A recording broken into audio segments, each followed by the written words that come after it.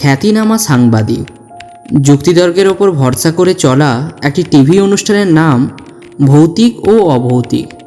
প্রতি রাত 12টায় সম্প্রচারিত এই অনুষ্ঠানের মূল লক্ষ্য হল ভৌতিক ঘটনার পেছনে সত্যতাকে উদ্ঘাটন করা।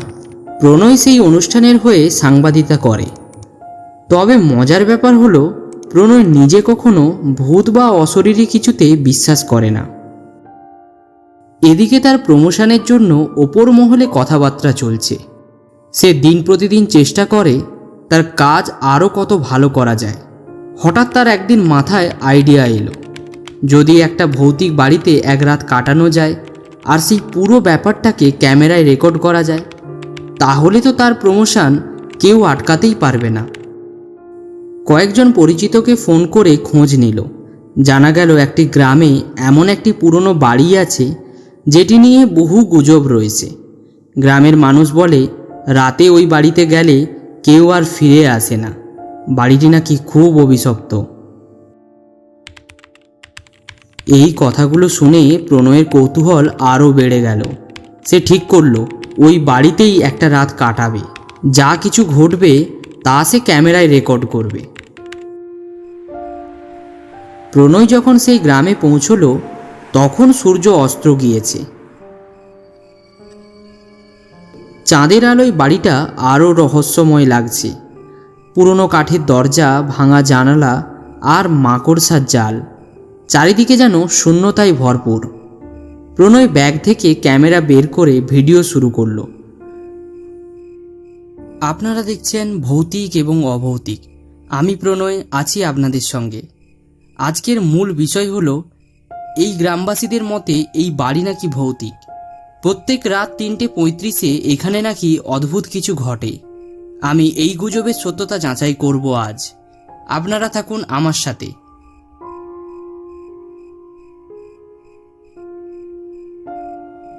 প্রণয় দরজা ঠেলে ভেতরে ঢুকলো। ঘরের ভেতরটা অন্ধকার। ঘরের মেঝেতে ধুলো জমে আছে, যেন বহু বছর পা রাখেনি কেউ।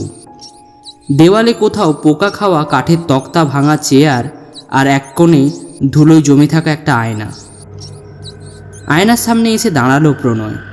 নিজের প্রতিবিম্ব দেখে হাসল সে, কিন্তু পরক্ষণেই তার হাসি মিলিয়ে গেল। আয়নায় নিজের প্রতিবিম্বর পাশে আরও এক জোড়া চোখ দেখা গেল। পেছনে কেউ দাঁড়িয়ে আছে।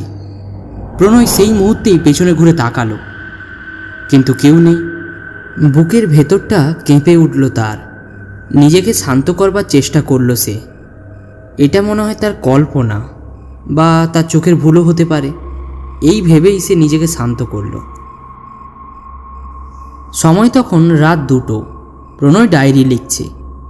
হঠাৎ ঘরের ভেতরে একটা ঠান্ডা হাওয়া প্রবেশ করলো। প্রণয় মুখ তুলে দেখল ঘরের জানলা দরজা সবই বন্ধ। তাহলে হাওয়া এলো কোথা থেকে? এমন সময় বাইরের করিডোর থেকে কারো পায়ের আওয়াজ শোনা গেল। কেউ যেন ধীরে ধীরে পায়ে এগিয়ে আসছে। প্রণয় করিডোরের বাইরে বেরিয়ে এলো। কোথায়? কেউ নেই তো। করিডোর সম্পূর্ণ ফাঁকা, শুধু বাতাসে শুকনো পাতার গন্ধ চারিদিকে। প্রণয়ের ভালো লাগলো। বাইরে বেশ ঠান্ডা হাওয়া বইছে। কিছুক্ষণ দাঁড়াবে ভাবল সে। এমন সময় আবার সেই পায়ের আওয়াজ, এবার ঠিক তার পেছনে।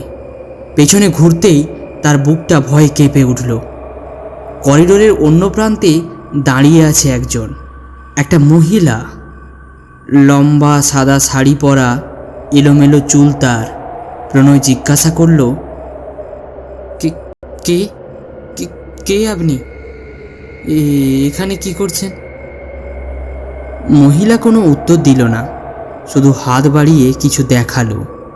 তার আঙুলে শুকনো রক্ত। তারপর ধীরে ধীরে অদৃশ্য হয়ে গেল। প্রণয় ভয় পেয়ে দ্রুত ঘরে ফিরে এলো। তার শ্বাস প্রশ্বাস দ্রুত হয়ে উঠেছে। সে ক্যামেরার ফুটেজ চেক করতে শুরু করলো। ক্যামেরায় দেখা গেল সেই মহিলার চেহারা। তার চোখ থেকে রক্ত পড়ছে। প্রণয় এটাতে খুব ভয় পেয়ে গেল। হঠাৎ ঘড়ির দিকে তাকালো সে। তখন ঘড়িতে 3:35। ঘরের বাতি নিভে গেল। চারিপাশে গাঢ় অন্ধকার। পেছন থেকে একটা গলা শুনতে পেল সে। তুই এখানে কেন এসেছিস? পেছনে তাকালো প্রণয়। সেই মেয়েটি এবার একদম তার সামনে, তার চুলগুলো ভেজা, তার মুখে গভীর কাটা দাগ। প্রণয় পালানোর চেষ্টা করল, কিন্তু দরজা খুলতে গিয়ে সে বুঝল সেটা বন্ধ। বাইরে থেকে বন্ধ করেছে কেউ যেন। পেছনে তাকিয়ে দেখল সেই মেয়েটি তার দিকে ধীর পায়ে এগিয়ে আসছে। আর কোনো উপায় তার নেই। মুখে বীভৎস হাসি, এবার তো সব পথ তার কণ্ঠ বন্ধ। চারিদিকে কেঁপে উঠছে। এগিয়ে আস্তে আস্তে মহিলাটি আরও ভয়ানক হয়ে উঠল। প্রণয় আতঙ্কে চোখ বন্ধ করে ফেলল। সময় যেন থমকে গেছে। কয়েক মুহূর্ত পর সাহস করে সে চোখ খুলল, কিন্তু কিছুই নেই। সেই অশরীরই কোথাও যেন উধাও হয়ে গেছে। তবে প্রণয় টের পেল তার শরীর অস্বাভাবিকভাবে ঠান্ডা, যেন তার শরীরের সব শক্তি শুষে নেওয়া হয়েছে।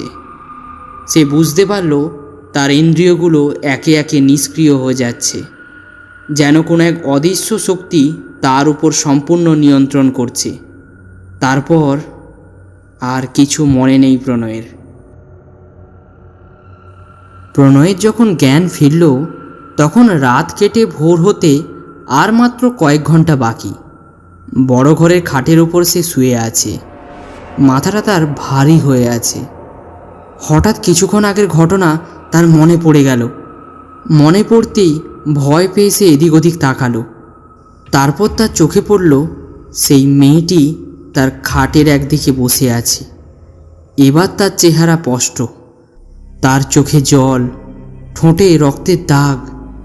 প্রণয় সাহস করে বলল, তুমি কি চাও? আমার হত্যার বিচার চাই। আমার বাবা, আমার মা, তারা কেউ সুবিচার পায়নি। তোমার আমি কোনো ক্ষতি করতে চাই না। তুমি শুধু আমার সুবিচারের ব্যবস্থা করো। তোমার সৎ সাহস আছে, তুমিই পারো আমাকে ন্যায় বিচার দিতে। ঠিক আছে, আমি তোমাকে কিভাবে সাহায্য করতে পারি আর তোমার সাথে কি কি ঘটেছিল তা আমাকে সবটা বলো। আমার নাম রূপা। আজ থেকে 20 বছর আগে এই বাড়িতে আমার বিয়ে হয়েছিল। আমি জমিদারের মেয়ে ছিলাম। পাশের গ্রামে আমার বাবার জমিদারি ছিল। বাবাই আমাকে দেখাশোনা করে এই ঘরে বিয়ে দেয়।